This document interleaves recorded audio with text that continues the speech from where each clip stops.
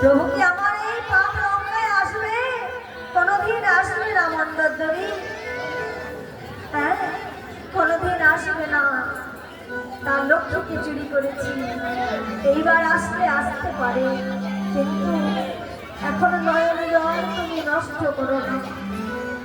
হরে কৃষ্ণ। নষ্ট করো না,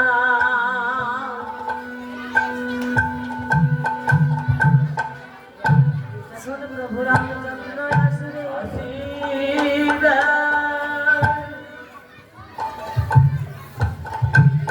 রামচন্দ্র আসিবে,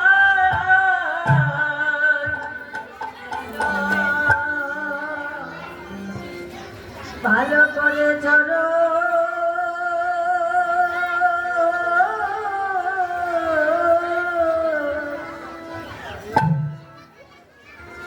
চরণে ধোয়ায়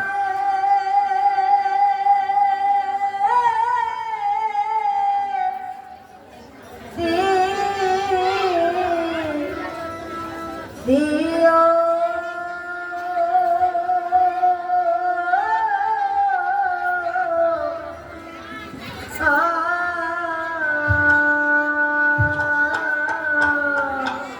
ভালো করে চলা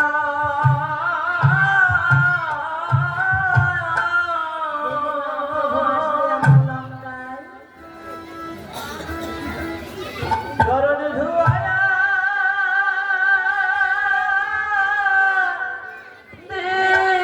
দিও,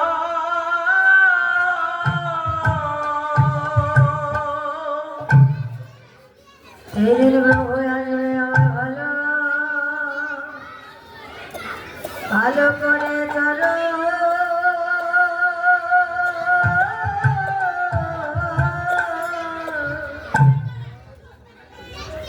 চরণে ধোয়ায়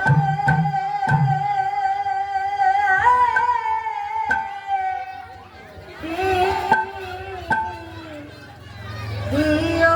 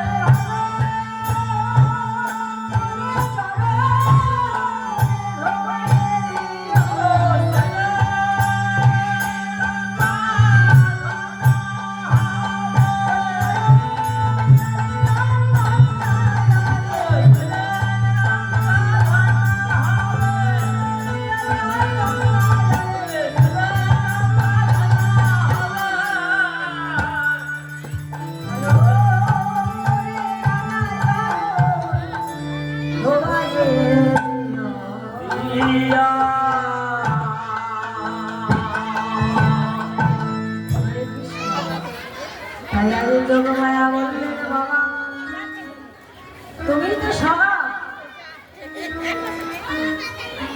তুমি হচ্ছ নাবিক আর আমার হচ্ছে দেহতলী, তুমি আমার কান্নার। বলল, মা তুমি যে তোমার দেহতলী বলছো, বলে বল এই দেহতলীটা কেমন করে তৈরি করেছো? বলে, বাবা তুমি আমায় যা কিছু দিয়ে তৈরি করেছো, আমিও তোমার জন্য এই নৌকাটা সাজিয়ে। বলো, ঠিক আছে, তাহলে বলো দেখি কেমন করে তৈরি করেছো? বলে, বাবা শুনবে নাকি? ও গভীরে খবর রাখ করুন,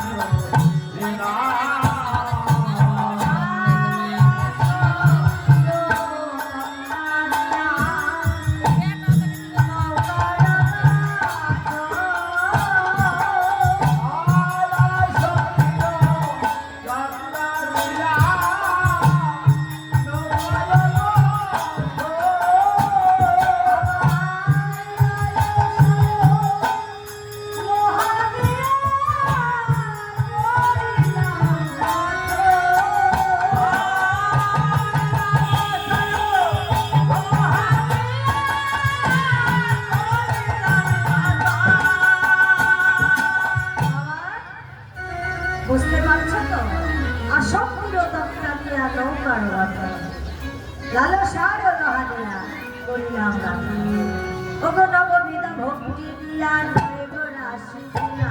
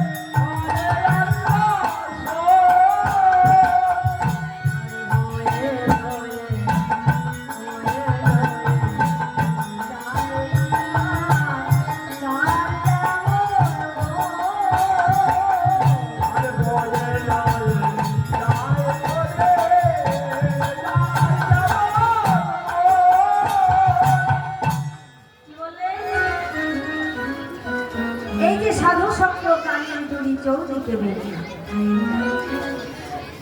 অনুরাগ পবন আসি করে আকর্ষণ হয়ে লয়ে যাই দরিলার যেমন মন যার যেমন মন তেমনি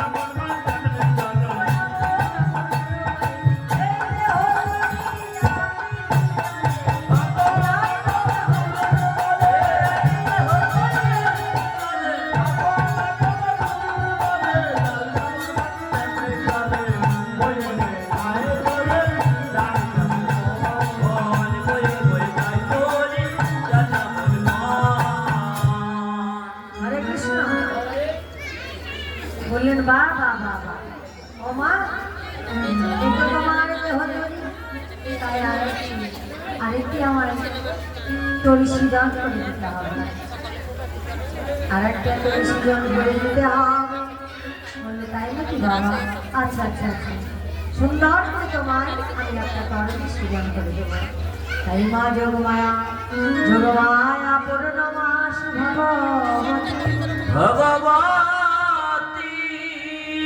আমার গোবিন্দের জন্য আবার একটি নৌকা তৈরি করছে কেমন করে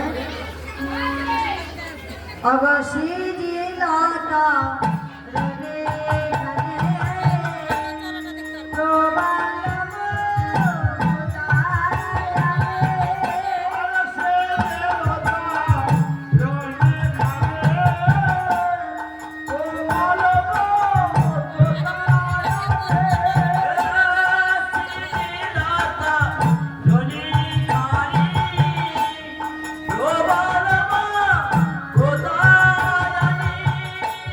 মাঝে মাঝে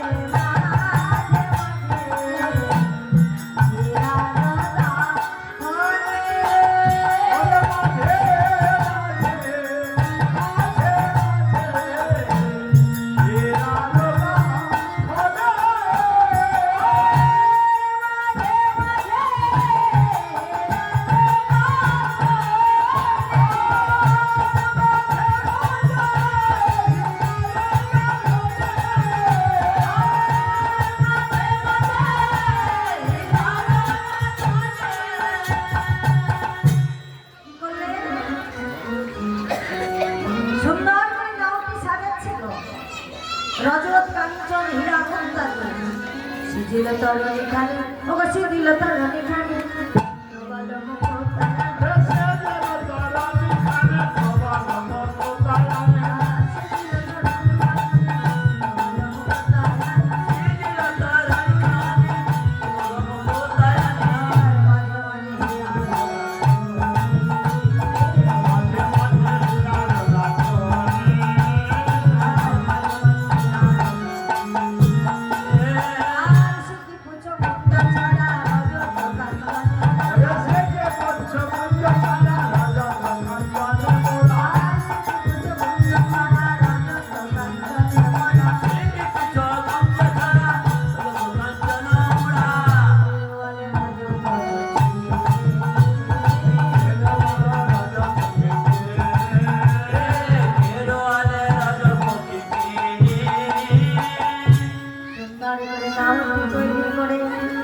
এইবার গোবিন্দ মনের আনন্দে যমুনায় আজ নাওটি ভাসাইয়ে দিল গোবিন্দ আমার নাওটি বাড়িতে লাগিল হইতে লাগিল ওগো তপন তো নয়ানি রে তরণী লইয়া ফিরে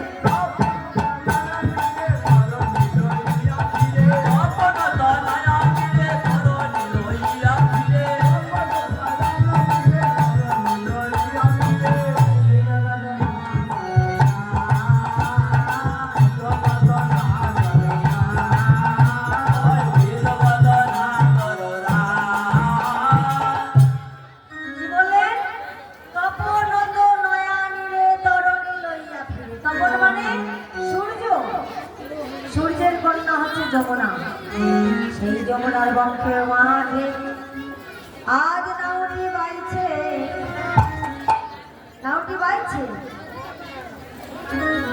তাই বললেন তপন তো নয়ানি রে তরণী লইয়া ফিরে নীরবাদনা গোবিন্দ দাস মনে আনন্দ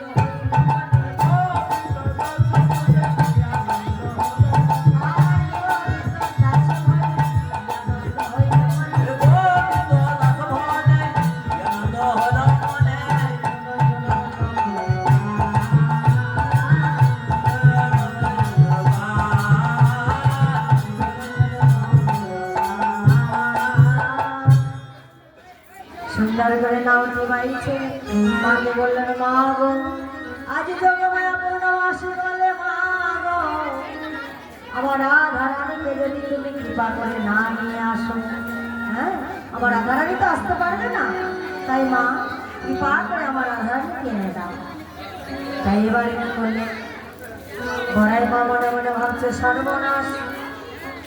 সত্যি তো, রাধাকে যদি না আনি যুগল চরণ আমি পাবো কেমন করে? যোগমায়া পূর্ণবাসী মনে মনে ভাবছে, হ্যাঁ গো, যদি আমি সরাসরি যাই তাহলে জটিলা আমায় অনেক কিছু জিজ্ঞাসা করবে। তাই কি করলেন মা আমার, ওই বৃন্দাবনের রাজপথ দিয়ে উচ্চস্বরে ডাকছে আর চলে যাচ্ছে। কে যাবে বড়াই, তাকে উচ্চস্বরে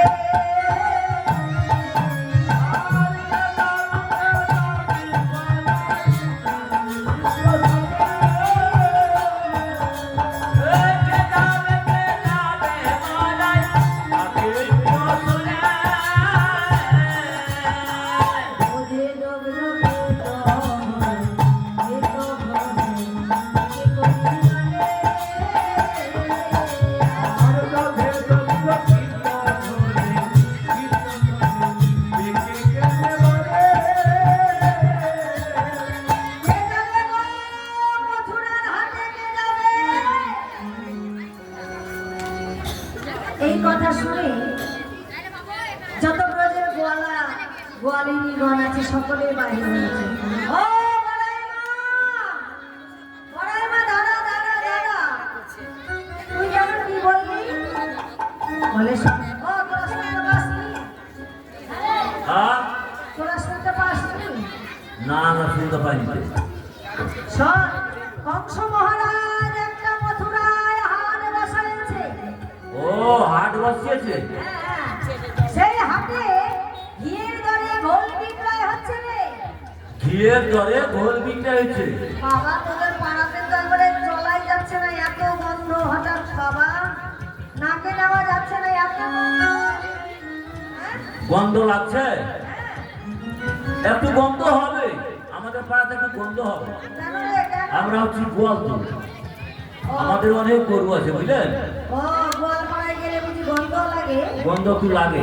ও আচ্ছা আচ্ছা, তো গন্ধ লাগবে কেন? ও, গন্ধটা কেন লাগছে, আমাদের অনেক গলা গরু তো, অনেক গলা দুধ হয়, তাদের ক্ষীর ছানা মাখন এগুলো তৈরি করি। ও, হ্যাঁ, বিক্রি হয়ে তো হইলো, আর না হলে তো ফেলে দিলাম। ও যে পচে গেছে তাই গন্ধ। হ্যাঁ, হ্যাঁ, এটা সত্যি গো মা, ক্ষীর ছানা যদি পচে যায় দুর্গন্ধ হয়, তাই না? ছানা যদি পচে যায় ভীষণ গন্ধ হয়। এই শোন, তোরা এইভাবে নষ্ট না করে, কিরে, এইভাবে নষ্ট না করে যদি এগুলো বিক্রয় করে হাটে নিয়ে গিয়ে, তাহলে কোনোদিন গরিব হবি না। এগুলো বিক্রয় করে? হ্যাঁ, চিরদিন তো কাহারও সমান যায় না, জানিস রে। এই শোন, বলছে তাই না গো মা, আমি যাবো না, আমি যাবো হাটে। মায়ের মা মনে মনে ভাবিতেছে, সর্বনাশ, যদি এই ব্রজের যদি গোয়ালিনীগণ সকলেই যায় দেখো, তাহলে তো রাধাকৃষ্ণের আমার যুগল চরণ মাথায় নেওয়া হবে না। তাই বলছে, দাঁড়া, আমি ভালো করে কংস মহারাজের কাছে জেনে আসি হাটটা কখন লাগবে আর কি ভালোভাবে বিক্রয় হবে। আর যদি বিক্রয় না হয় তাই বা কি হবে, আমি সব শুনে শুনে আসছি, ঠিক আছে? তুমি শুনে এসো, মানে আমাদের যে ওই যে ঘোল আছে কিনা, ঘোল আজ নিয়ে গেছিলাম বিক্রয় করতে, এক পোয়া বিক্রি হয়নি, গঙ্গাতে যে মহানন্দা ঢেলে দিয়ে চলে এসছি। ও, যদি হাটে নিয়ে যাই যে বিক্রি হয়, শুনে এসো। শোন, বিয়ের ঘরে ঘোল বিক্রয় হবে, এটা শুনেছি, কিন্তু তাও ভালো করে শুনে আসি, দাঁড়া। এই বলে কি করলেন বড়াই মায়া, আজ মনে মনে ভাবছে এইভাবে রাজপথে চিৎকার করলে হবে না, আমায় যেতে হবে রাধারানীর মন্দিরে। এই বলে মা আমার আজ চলেছে, আনন্দ পাচ্ছে তো, রাধা গোবিন্দকে এক জায়গায় করবে, যুগল চরণ দর্শন হবে। তাই আজ চলেছে বুড়ির আনন্দ আর ধরে না।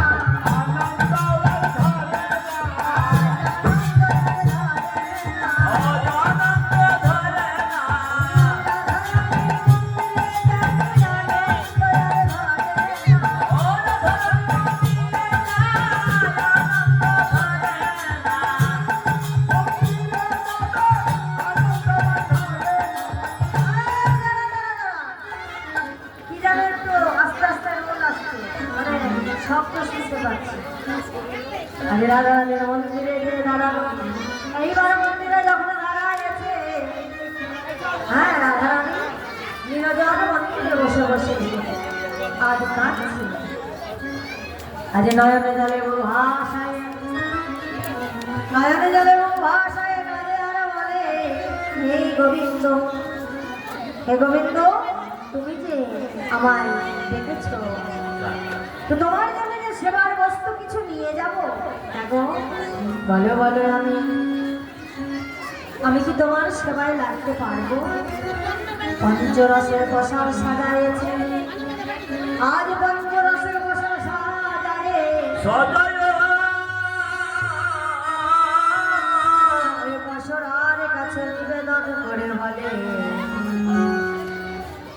যেন কৃষ্ণ সেবায় লে গো পাশা, যেন কৃষ্ণ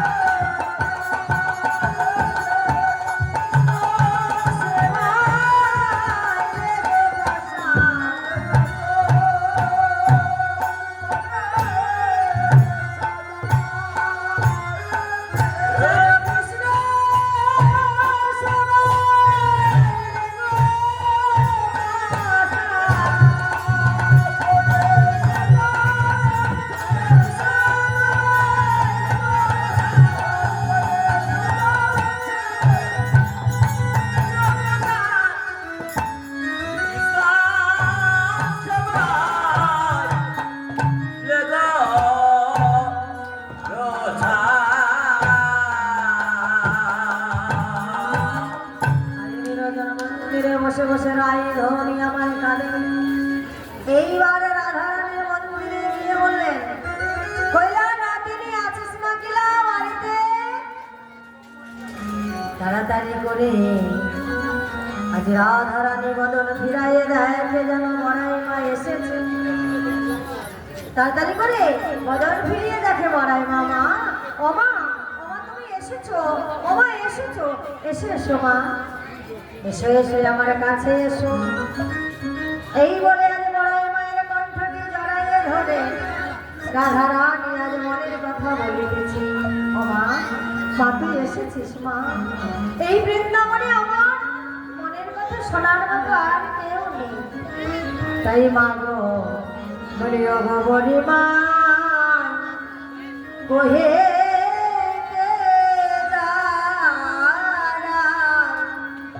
যে মা